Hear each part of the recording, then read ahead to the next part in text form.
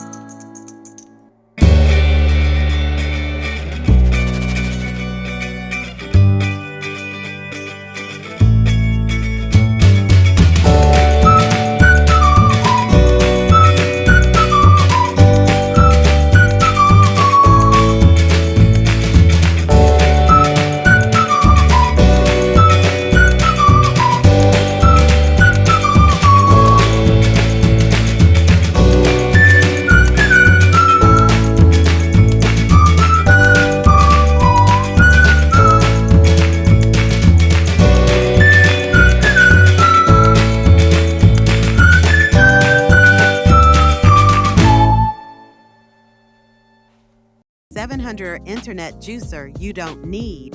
In the aftermath, Juicero dropped its price to $400, tried to defend itself with a medium post, but the damage was irreversible. Just 40 days after that Bloomberg video, Juicero officially shut down. The investors were silent. Doug Evans quietly stepped away. $120 million squeezed into nothing. Juicero wasn't just a product failure.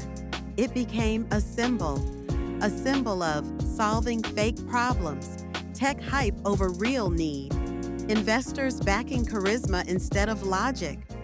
In a world racing to innovate, Juicero reminds us of one truth. Just because you can build it doesn't mean you should. In the age of AI, this lesson matters more than ever. If this story shocked you, hit subscribe. Tomorrow, we uncover how an AI startup raised millions to replace writers and burned out in months.